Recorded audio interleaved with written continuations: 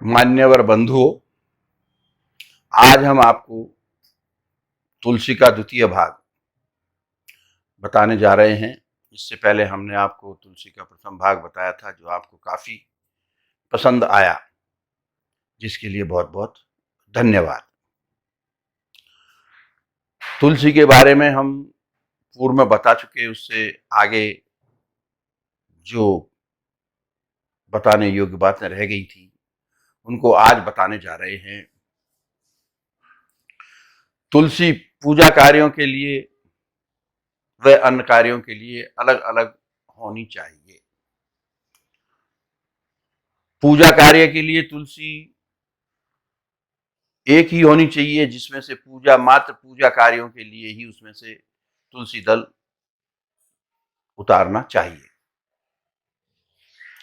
दूसरा, तुलसी पेड़ आप और तुलसी का पौधा लगा सकते हैं, जिसमें जैसे सुबह उठकर 4 पत्ते खाने होते हैं या तुलसी और कोई काम में लेनी होती है, उसके लिए उस तुलसी का प्रयोग करें, तुलसी के पौधे का प्रयोग करें। और भगवान को अर्पित करने वाले या पूजा में काम में लेने के लिए जो तुलसी है वो अलग ही रखनी चाहिए। तुलसी को कार्तिक मास में लाल कपड़े पर गोटा लगाकर उड़ाने का भी महत्व है। कार्तिक मास में तुलसी शालिग्राम का विवाह भी एक धार्मिक कार्य है। इसे लोग बाग बड़े हर्षोल्लास, जैसे बेटी बेटों का विवाह करते हैं, वैसे ही तुलसी और शालिग्राम जी का विवाह करते हैं। और तुलसी की माला धारण करने से एवं तुलसी दल भगवान को अर्पित करने से, विष्णु भगवान को या उनके अवतार राम हैं, कृष्ण हैं, उनको तुलसी दल अर्पित करने से भगवान उनकी बुद्धि, इससे बहुत ज्यादा बुद्धि देते हैं या प्राप्त होती है। इसलिए भगवान कृष्ण, राम और विष्णु भगवान आदि पर तुलसी दल जरूर चढ़ाना चाहिए, तुलसी की माला धारण करनी चाहिए और उस माला से ही जप भी करना चाहिए। उस माला से नहीं, धारण की हुई माला से जप नहीं, तुलसी माला से जप करना चाहिए।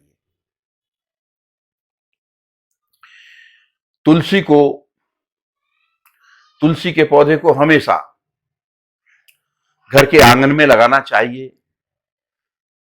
आंगन में जगह नहीं है या आंगन नहीं है तो तुलसी के पौधे को ईशान कोण पर स्थिर कर देना चाहिए। अगर किसी के घर में वास्तु दोष है तो उसके लिए तुलसी का पौधा वायव्य और अग्निकोण के बीच में कहीं भी स्थापित कर देना चाहिए। अगर कच्ची जगह नहीं हो तो गमले में पौधा रोप करके और वायव्य और अग्निकोण के बीच में कहीं भी रख देना चाहिए। उससे वास्तु दोष, ग्रह से संबंधित वास्तु दोष खत्म हो जाते हैं। जल अर्पित करते समय मंत्र बोलना चाहिए। ऐसे नहीं तुलसी को जल अर्पित कर दिया और मंत्र नहीं बोला, तो इसके लिए मंत्र बोलते हुए जल अर्पित करना चाहिए, जिसका मंत्र है महाप्रसाद जननी सर्व सौभाग्य वर्धिनी आदि व्याधि हरा नित्या तुलसी त्वम नमोस्तुते। ये मंत्र पढ़ते हुए जल अर्पित करना चाहिए। शिव पूजा में तुलसी का या तुलसी दल का प्रयोग नहीं करते हैं, बल्कि तुलसी की मंजरी का प्रयोग होना चाहिए।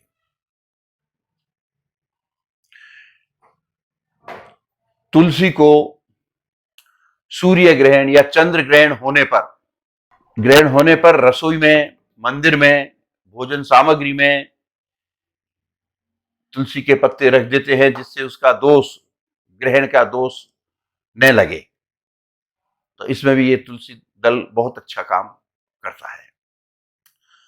तुलसी दल को रविवार, सूतक काल, रात्रि में, द्वादशी, अमावस्या, पूर्णमासी एवं कृष्ण पक्ष की संक्रांति को नहीं तोड़ना चाहिए। अगर उस दिन तुलसी दल होना आवश्यक हो तो एक दिन पहले तुलसी दल तोड़ के रख लेना चाहिए, या उसी दिन स्वतः ही गिरे हुए पत्ते उनको बीनकर काम में ले लेना चाहिए। तुलसी दल को या तुलसी के 4 पत्ते खाली पेट खाने से रोग दोष, विकार, सुगर, वात, पित्त, कैंसर आदि तक दूर हो जाते हैं। एवं तांबे के लोटे में जल भरकर उसमें 2-4 पत्ते तुलसी दल डालकर रखने से वह पानी शुद्ध हो जाता है और उसे पीना चाहिए। अशुद्ध जल भी अगर तांबे के पात्र में रख दें और उसमें तुलसी दल डाल दिया जाए तो वो भी शुद्ध हो जाता है। इतना तुलसी में करामात है। तुलसी के पौधे के पास अगर आप थोड़ी देर भी आसन लगा के बैठें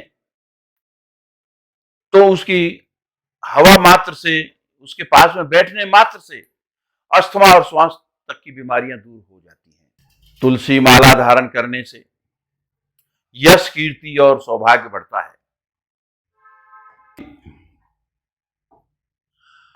वह दुर्गा जी को तुलसी दल नहीं चढ़ाना चाहिए। घी का दीपक संध्या काल में जलाना चाहिए। तुलसी दल तोड़ते समय भी मंत्र का उच्चारण करना चाहिए, जो इस प्रकार है।